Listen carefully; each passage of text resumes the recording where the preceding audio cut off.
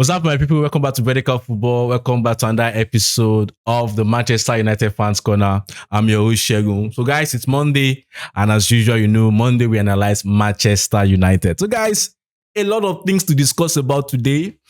First and foremost, we had a very good game, on Saturday. Fantastic performance from Man United. Yeah, I know at the end, as we have analyzed, it was Navy, but we saw some of the best football we've played this season so far. And I feel that it appears to be that we're on the right track, and we just have to keep the focus, keep the passion, keep the desire, to keep improving our levels, really, because we are building up to something. So, guys, the last Fans Corner we did on Monday, we talked about that there are certain positions that United needs to recruit in, right? And one of the positions we mentioned was the right wing back position. And we said one of the reasons why we need to get a right wing back into this team is because the fact that we've noticed in games that whenever we start the game, we always have this dominance. We threaten teams, on the right hand side of our play. But all of a sudden, when we move, for example, Amad Diallo, automatically we just lose. We lose that dominance in that area, and other teams begin to play us. We said that against Liverpool, and even when we now watch against Brighton, that's after we've made that statement. You could see that when Diallo was removed, we lost dominance in that area. And so, guys, we now concluded that we need a right wing back. So, guys, when we did the video, you guys suggested, after understanding the profile, that one of the people we should try and look at is Yankuba Minteh, right? You said we should analyze him, we should talk about him. And so, guys, we decided that, okay, let's wait till after the Brighton game to actually do the analysis, because we said, let us give Yankuba Minteh the last look. Let's look at it for the last time, having him come to Old Trafford against this new look United side. Let's see how he performs. And I think you cannot doubt it that in that game against Brighton, if there are two players that really terrorized us in that game, I think you say Yankuba Minteh and Danny Welbeck, right? So Yankuba Minteh definitely, after that performance, left an imprint in our mind. So it's just good to analyze him, to see the kind of player he is, and to see if he fits into what we are looking for. So as usual, what we do on the show is, for those of us joining us for the first time, is that we look at the profile that is needed, that we need in that position, Manchester United needs. Then we look at what Yankuba Minteh, what he brings, what does he bring? And then we now look at it, is it what we actually want? And then we now make a conclusion on it. So, guys, let's jump right into it. So, what we need. First and foremost, I think there are a lot of misconceptions about the right wing back position. And I think we did a tactical analysis. If you've not watched it, I think that will shed a lot more light. 53 minutes, we analyzed Ruben Amorim's 3-4-3 system. That was last month. And we analyzed why certain things are the way they are under his system. And so we analyzed first and foremost that the right wing back position of Ruben Amorim's system is a lot more different than other right wing back positions that other managers use. And one of the things that makes it different is that at the peak of Ruben Amorim's 3-4-3 system, the right wing back must first of all be a left footer. And we explained the fact that one of the reasons why it must be a left footer is the fact that being a left footer allows, to beat the press very easily. Because when you're a left footer, we said in the last episode, you're able to, play back, play at line, and play forward. There's that ability to turn when you're being pressed, right? To face play and play. Instead of you being a right footer and just trying to have limited options, right? So the person that plays the right wing back under Ruben Amorim's system, number one quality is that the person must be a left footer.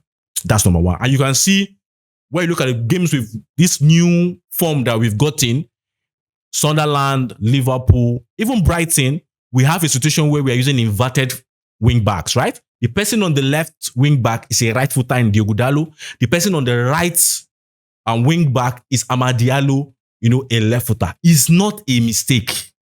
It's not a coincidence. It is planned. That's how the system works. It's one of the qualities that can be brought into Ruben Amorim's 3-4-3 system, right?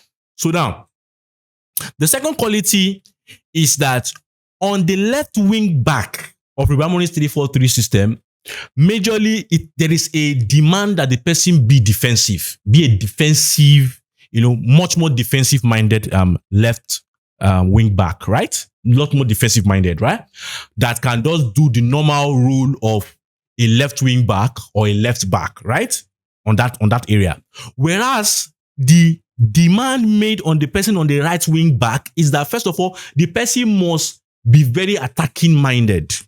The person must, if possible, and we've seen it throughout his career, the likes of Giovanni Quenda, that the person more or less has to be someone that is primarily thinking is a right winger, right? The primary orientation of the person has to be a right winger, right? Because, and I explained in the tactical analysis that what it does is it's about shifting shapes and structures, right? So if you have someone that is a right wing back that has the primary motivation, like a right winger, right?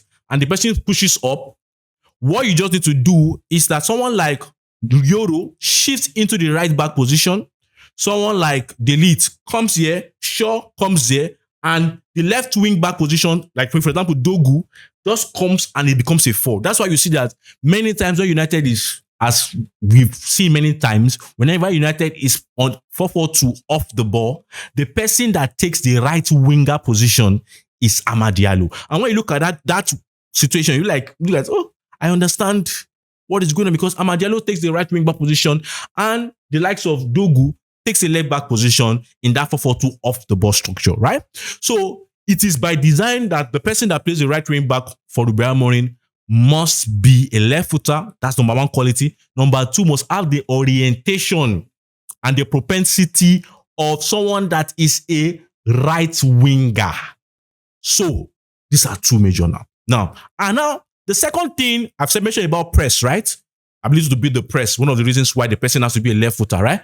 But secondly, another ability that why the person has to be a left winger and a left footer is because when we are going on the attack, sometimes, depending on the player that's playing in front, if it's Brian Mbeumo, we most times want to create maximum width, and the person that is there, right, as the right wing back, should be able to comfortably operate in the space that Mbeumo has created by creating maximum width, right? So when Mbeumo shifts to the line, the person should be able to comfortably, in an attacking manner, operate there, right?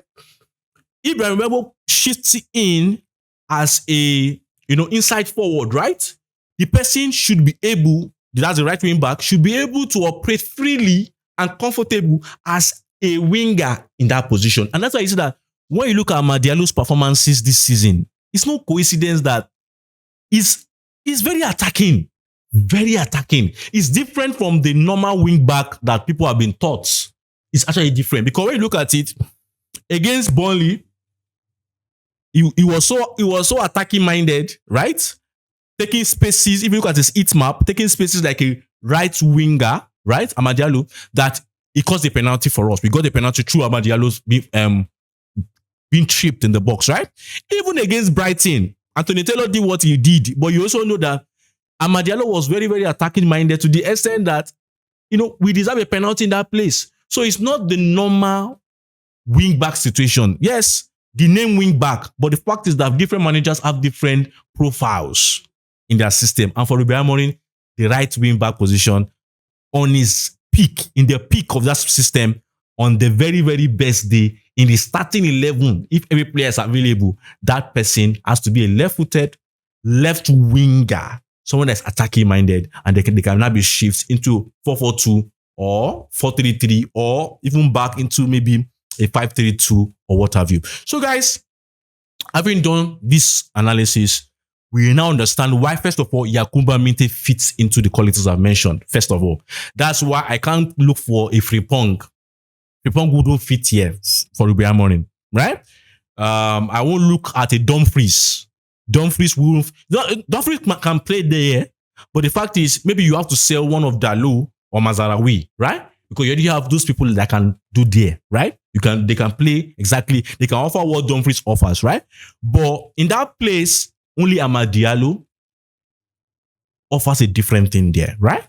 Offers a different thing there. And so Yankuba Minteh, first and foremost, fits the bill in the sense of number one is left-footed, right? And secondly, is the orientation is that of a left winger or a right winger, sorry, a right winger. Now, let's now go to Yankuba Minteh. What are the things we can see in his game? First and foremost, this guy is a beast. It's clear. The guy is a beast. The power, the tenacity, the intensity. This is a player that you can look at, and this guy can literally run for 90 minutes. You just have the feeling when you look at him.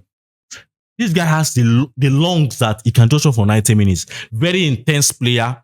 When you look at his heat map, there's a lot of back and forth that area. And so when you look at it, you're like, I understand that this guy actually can fit in, because the defensive contributions of Yankuba Minteh is abnormal for a left winger to have that defensive contributions. Really abnormal. And I'm going to go into the statistics when it's time.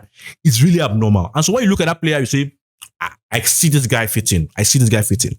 So the power, the physicality is much more physical than Amad Diallo. Amad is doing a fantastic job in that position. So, but Yankuba Minteh is much more physical. Obviously, when you look at both of them, you understand that. It's much more physical than Amad Diallo. Also, he offers us a much solidity. Amad is doing a fantastic job there. Please don't mistake me.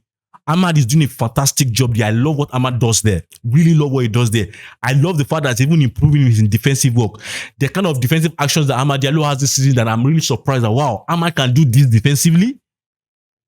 Yankuba Minteh also does that and even has a little bit of edge on that area than Amad Diallo in terms of defensive work, right? Now, this guy is a speedster. As I said, this guy can run. If you saw the run that even led to the free kick that led to the first goal, right?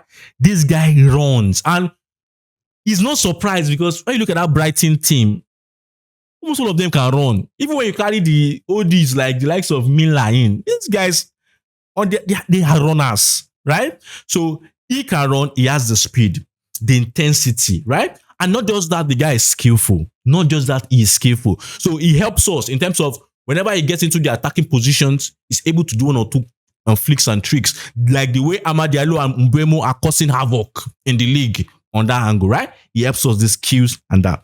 Now, another thing about this guy defensively, let's talk about defensively. I have a particular statistics that I want to go through to compare his what they call it, the qualities he brings in comparison to other wingers, other left wingers or right wingers, sorry. I don't know why I'm saying left wingers, right wingers in the league, right? Let's compare what he brings with what other guys are bringing, right? So now, first and foremost, on defensive contributions, the defensive contributions of Yankuba Minteh is in the 80th percentile compared to all other right wingers in the league. That means he's much more defensive than 80% of the wingers, right wingers in the league.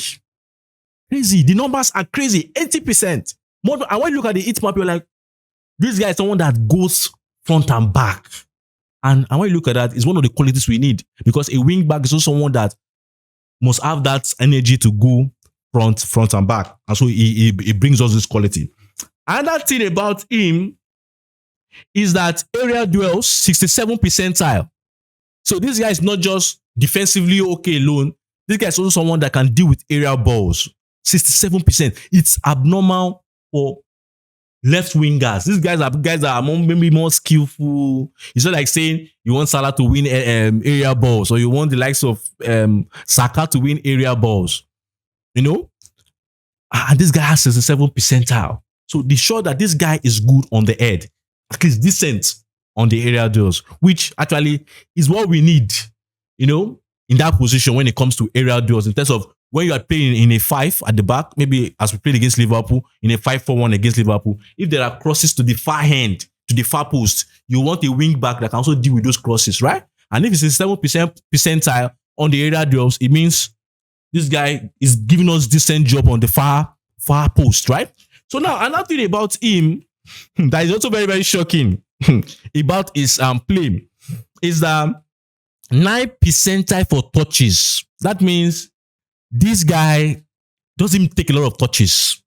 He literally is a one-touch kind of player. One-touch run, and quick actions. But when you look at it, that he has 9% touches percentile, 9% percentile touches. But you look at the fact that this guy is in the list of left wingers 62 percentile in terms of goals. So fewer touches, more goals. Yeah, when I say more goals, you really like how many goals really? But in comparing to other people, right? So I think this season, I think he has 1 goal already and 2 assists currently as I'm speaking. I think last season he had 6 goals. But compared to other people there, this guy is in the 62 percentile for goals. That is to say, fewer touches, but those touches are high impact touches. The same way we analyzed in another different position, the likes of Adam Watson, right? Fewer touches, but impactful touches, impactful actions, right? So another thing about it is that 9% and percentile touches, yet 47% percentile chances. That means fewer touches, 9% of touches in his game, yet is creating 47% chances as compared to other right wingers. So it shows you that this guy is really, really high impactful. Doesn't need to touch the ball more. Even though I know that, yes, coming to United, which we'll discuss further, he has to touch the ball more. But looking at what he does in Brighton, he's a quick player. And I think that what you can say in his game, which another point I want to bring out from his game, is that this guy will pushes the team forward. As a winger, he pushes the team forward. And that's what we need. That's what we need. And I think that's what we are getting also from Mbeumo. We are getting also from Amad Diallo. In terms of when they receive the ball, we know that our play is going to progress into the next phase, right? And so Yankuba Minteh does that. You guys have watched him. The guy is, pushes intensity, runs. So he pushes the team forward. So another thing again about him that I noticed when I analyzed him, I found out that, and which is also the statistics also prove it, is the fact that Yankuba Minteh has fairly good decisions in the final third. In terms of crosses, in terms of decisions, whether to turn and try to shoot or whether to turn and try and pass, they are fairly good decisions. And I'm like, yeah, this is what we want. Because, for example, United, that wing has been one of our very, very effective wing this season. Very, very, if not the most effective wing this season. And you know that the fact is we need to also create more in terms of assists from that wing. Yeah, I know the plays are there. I know that, yes, we got a goal from that area against Liverpool, right? But I also feel that we can do more in terms of assists. And when I look at this guy, Yankuba Minteh, I'm like, looking at the kind of decisions he's making in the assist zone, I'm like, this guy will give us quality in terms of assists. In terms of take the defender to the byline and maybe cross with your left, or take them, try and bend, and then cross or try and pass or cutbacks. This guy would give us that. Really would give us that. So, next point about this guy, which I believe is very, very important for us, is I've said about the fact that the guy, pushes us forward in our attack. But I think not just alone in terms of transition. Because the Premier League is a league where you always need transitions, right? You always need transitions. And so, Yankuba Minteh with deadly transitions. You saw that against the last game where they played against us. Deadly transitions. This guy will take transitions in such a way that he can even make the defenders make mistakes. It was very, very close that Dogu would have gotten a red card in that game because of the speed and intensity of Yankuba Minteh, right? So I feel this guy, because of his intensity and his runs, will really, really, really help us in terms of our transition play. For example, United, Old Trafford, as I said many times, one of our strengths is the verticality of our play in terms of create and overload and plays isolated here. And we've seen certain moments this season where the likes of Mbeumo get, even though it's not been much, but I know that as the team grows, a time is coming where you will begin to see Mbeumo much more isolated in terms of our midfield play. We play here and then we play it long. And when you have someone like Minteh also there, either as a wing back or either as a winger there, it will be crazy because the intensity, the skill, the intensity that the likes of Mbeumo, Minteh, and Amad brings to that team will be very, very amazing. Very, very amazing. So, guys, this is what I've seen about this game. It really, really fits what we're looking for.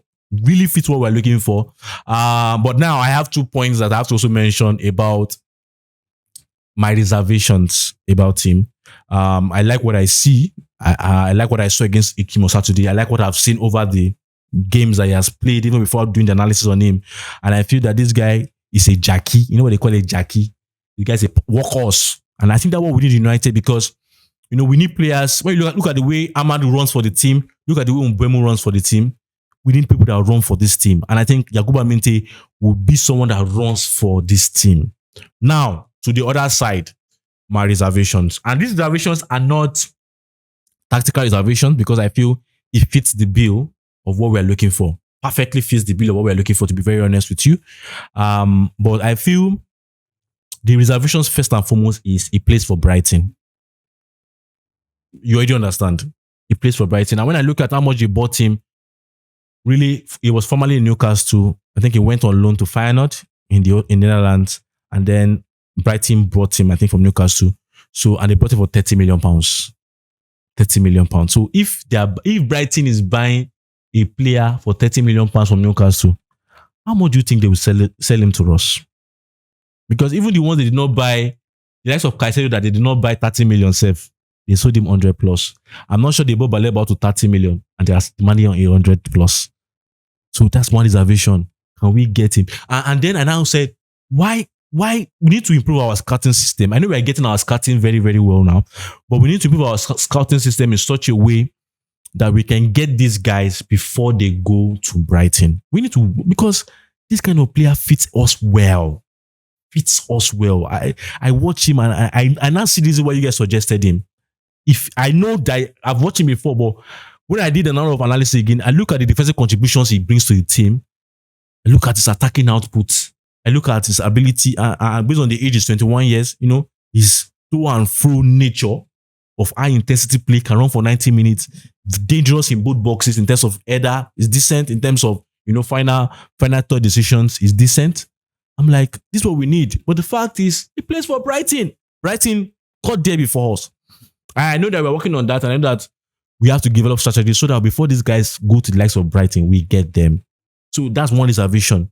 Place for Brighton. Second reservation is the guy's an African. Now, hear me. I'm not saying being an African is bad, but the fact is, are we going to be depending on our right wing, all that firepower, Africans? The way Nations Cup is coming now, if you get him, he's from Gambia. You get the other that's from the Ivory Coast, right? Cote d'Ivoire. You get Mbeumo that's Cameroonian. I love the fact that Africans are performing well, for United. This is something that we've not had for a while. I'm happy about the fact, but the fact is we have a situation of African Nations Cup. And so if I'm going to get a backup or someone that can also play, not necessarily a backup, but someone that can also give us options in that position, and I'm still going to bring an African to Africans that are already there, that's an issue. But also, I also know that the fact that the likes of there was a time in Liverpool's peak, right, where the likes of Mane and Salah were Africans and they were dominant in that team. So guys, these are my opinions on Yankuba Minteh. My reservations are not tactical; they are just situational in terms of Brighton, in terms of Africa, Nations Cup and the likes. But guys, what are your thoughts on Yankuba Minteh? What do you think that I said that you don't agree with? What do you think that I should have said to add to what it brings? So guys, let's discuss it. Let's analyze this. Let's look about it. Let's look at it. And also, please help. How much do you think Brighton will demand for Yankuba Minteh? And how much do you think we should pay for Yankuba Minteh? So guys, let me have your thoughts on this episode. Let me see what you have to say as usual. Thank you very much for sticking with me. I remain my humble self, Shegun. Until we see you next time. Please don't forget to like, don't forget to subscribe, and most importantly, don't forget to share. Bye.